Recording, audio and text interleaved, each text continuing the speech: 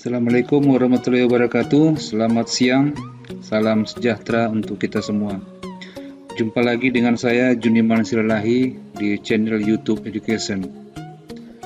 Di video kali ini saya akan membahas penyelesaian soal defleksi balok akibat beban kombinasi, yaitu beban merata dan beban terpusat dengan metode luas momen. Jangan lupa subscribe video ini dan beri komen agar dapat mengikuti update video terbaru berikutnya. Terima kasih.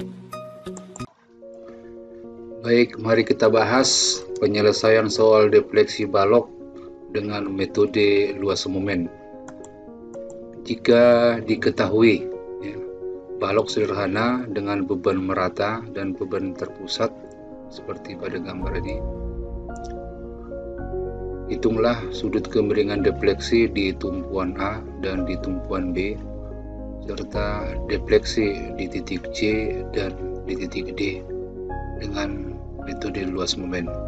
Penyelesaian langkah pertama yang kita lakukan adalah menghitung reaksi di tumpuan A dan reaksi di tumpuan B.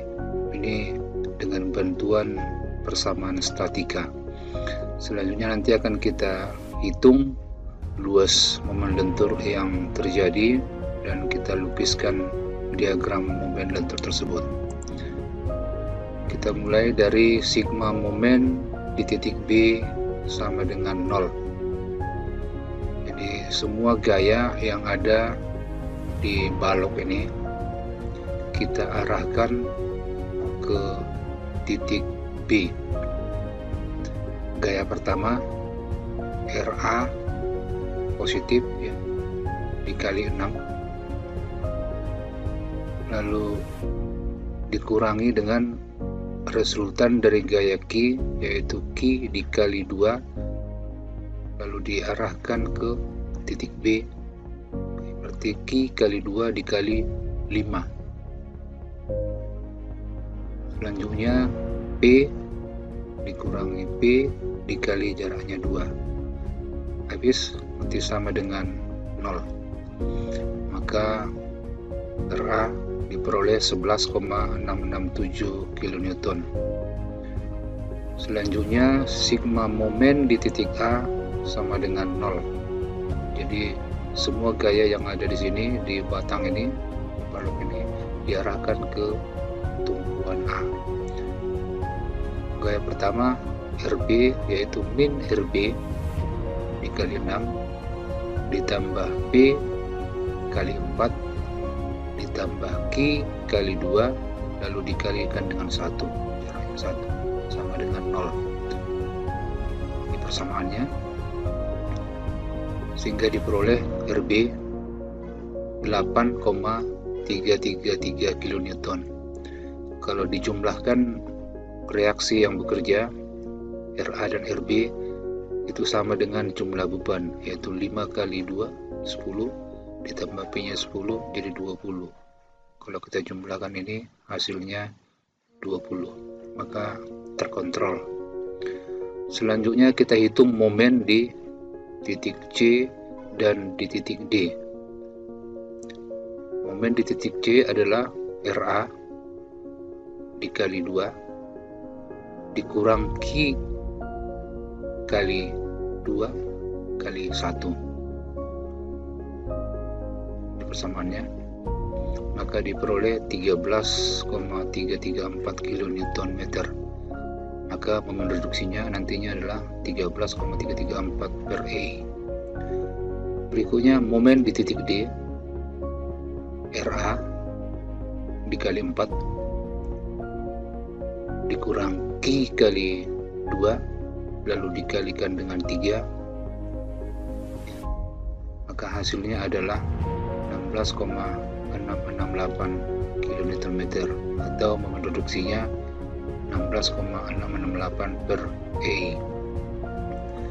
Maka selanjutnya hasil momen lentur yang sudah diperoleh kita lukiskan pada batang seperti berikut. Momen di tumpuan A itu roll ini sendi, maka momennya 0. Momen di tumpuan B roll, maka dia momennya 0. Tadi momen di C kita dapatkan 13,334, karena di sini ada beban merata, maka lukisannya berbentuk parabola cembung. Kemudian momen di titik D kita lukiskan dengan tinggi 16,668. Kita tarik garisnya dari titik C ini ke ujung titik D, momen maksimum di sini. Lalu kita hubungkan lagi ke titik B, sehingga terbentuklah diagram momen seperti ini. Untuk selanjutnya kita akan menghitung luas diagram momen total, tetapi karena bentuknya ini tidak beraturan, maka bisa kita pilah-pilah menjadi bentuk yang beraturan. Dalam hal ini kita jadikan ini menjadi setengah parabola cembung, lalu ini bidang kedua berbentuk 4 persegi panjang, bidang ketiga berbentuk segitiga yang kecil, bidang keempat berbentuk segitiga siku-siku. Kita tetapkan masing-masing titik beratnya, kemudian diberikan jaraknya ke ujung, lalu jarak titik berat ini ditambahkan ke tumpuan A menjadi 4,75. Begitu juga untuk bidang 2, ambil jaraknya di tengah-tengah, jadi sampai ke tumpuan A itu menjadi 3, ke tumpuan B juga 3. Lalu bidang ketiga ini 2/3 dari 2 ditambahkan nanti 2 menjadi diperoleh 3,33, dan ke ujung B itu 2,67. Bidang keempat ini 1/3 dari 2, lalu ditambahkan 4 menjadi 4,67 meter, dan dari titik berat di segitiga ini ke tumpuan B itu 1,33. Jadi jarak-jarak yang kita peroleh ini nanti akan sangat membantu untuk proses dalam mencari sudut kemiringan defleksi maupun defleksi itu sendiri. Langkah berikutnya adalah kita lukiskan defleksi yang terjadi. Kita ambil bantuan garis singgung dari titik A menyentuh lenturan sampai ke ujung B. Begitu juga dari titik A ke titik B kita tarik garis singgungnya, sehingga diperolehlah ketinggian B1 yang kita sebut dengan TB per A. Di sini akan diperoleh nantinya D1, kemudian D1 D2, dan nanti kalau kita kurangkan D1 dikurang D1 D2, maka akan diperoleh D2 atau delta D. Untuk titik C itu juga dicari nanti tinggi C1, kemudian dicari C2 C1 atau C2 yang disebut dengan TC per A, hingga nanti C2 atau delta C dapat dicari dengan mengurangkan C1 dikurang C1 C2. Untuk menentukan theta A kita gunakan bantuan rumus tangensial, yaitu sisi di depan sudut dibagi dengan sisi pada sudut, hingga nanti didapatkan besar theta A. Baik, kita hitung dulu luas diagram momen total dari A ke B.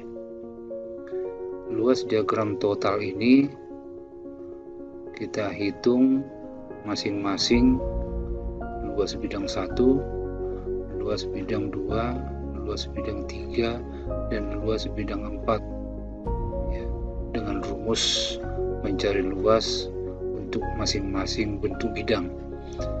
Dalam hal ini diperoleh masing-masing luasnya. Bidang 1 adalah 17,779, luas bidang 2 26,668, luas bidang 3 3,334, dan luas bidang 4 16,668. Totalnya adalah 64,449 per EI. Nah, hasil luas total bidang ini nanti bisa digunakan untuk mengontrol theta A ditambah dengan theta B harus sama dengan jumlah luas bidang momen reduksi. Baik, berdasarkan lukisan garis singgung ini, kita dapat cari tinggi B1. B1 atau yang kita sebut dengan TB per A adalah luas bidang masing-masing yang ada keempat bidang ini dikalikan titik berat masing-masing terhadap titik B.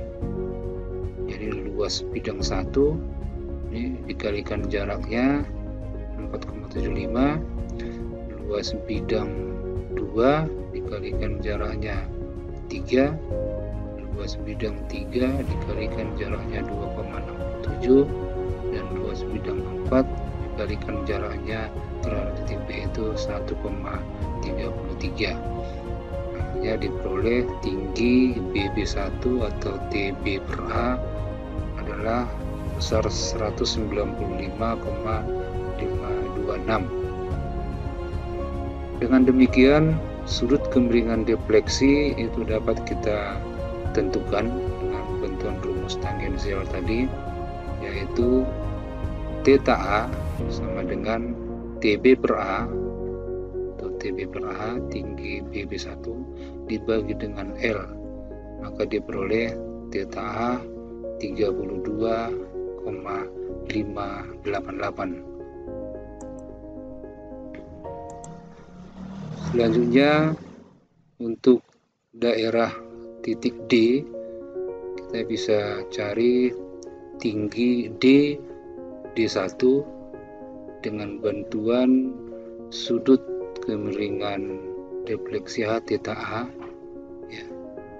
Jadi karena sudah diperoleh theta A, maka DD1 sama dengan theta A dikali 4, diperoleh hasilnya 130,352. Sedangkan tinggi D1 D2 itu adalah luas momen dari A sampai D. Masing-masing bidang itu dikalikan titik beratnya terhadap titik D. Jadi luas bidang 1 dikali dengan 2,75 ya, jadi kalau ini 0,75 ditambah 2 jadi 2,75, dan ditambah dengan luas bidang 2 dikali jaraknya 1,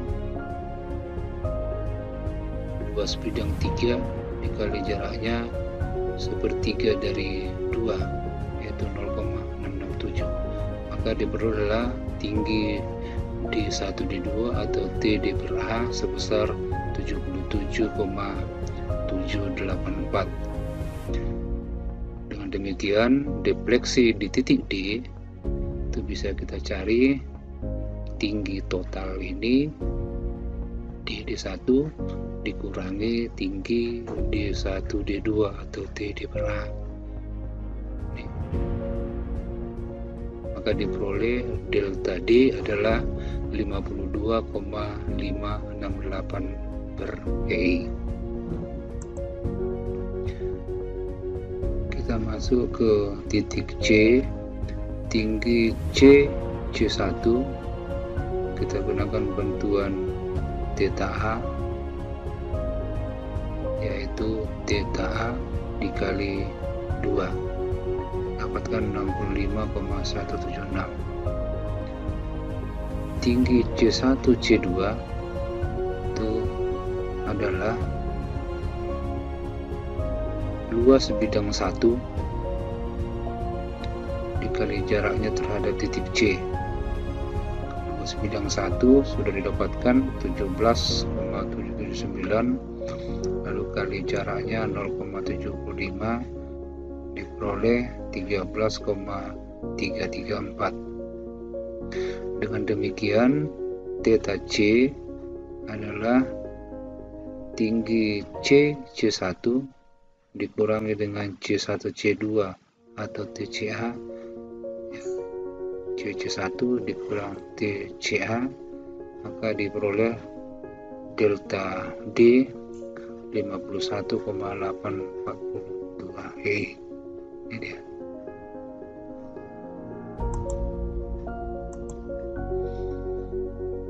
Selanjutnya, untuk mengetahui sudut kemiringan defleksi di titik B, kita lukiskan garis singgung ya, pada lenturan yang terjadi. Kita tarik garis singgung dari B turun ke bawah menuju ke arah A, begitu juga dari B sejajar balok A, maka diperoleh ketinggian A1 atau theta A per B ya, sebagaimana tadi pada saat mencari theta A. Jadi theta B kita gunakan bantuan rumus tangensial, yaitu sisi di depan sudut dibagi dengan sisi pada sudut. Nah, untuk mendapatkan theta A per B atau tinggi A1 itu kita gunakan bantuan luas diagram momen total, lalu masing-masing bidangnya itu cari luasnya dikali jaraknya terhadap titik A. Jadi kalau tadi terhadap titik B, sekarang kita terhadap titik A. Jadi luas bidang 1 2/3 alas kali tinggi ya, dikali nanti jaraknya 1,25. Luas bidang 2 ini tadi sudah didapatkan hasilnya tadi, luas bidang 2 panjang kali lebar yang 26,68 kali jaraknya 3 terhadap titik A. Juga luas bidang 3 itu jaraknya 3,34, dan terakhir luas bidang 4 itu luas bidang 4 jaraknya adalah 4,67, maka diperoleh TA per B atau tinggi A1 itu adalah 191,186. Dengan demikian sudut kemiringan defleksi theta B dapat ditentukan dengan bantuan rumus tangensial, yaitu sisi di depan sudut dibagi sisi pada sudut. Jadi theta B adalah TA per B dibagi L. Kita masukkan angkanya yang sudah diperoleh ini tadi, theta A per B 1,186 dibagi 6, maka diperolehlah theta B 31,864. Jadi ini dia sudut theta B nya 31,864. Demikian saja penjelasan tentang penyelesaian soal balok defleksi pada kali ini. Semoga bisa dipahami. Sampai bertemu pada video berikutnya. Terima kasih.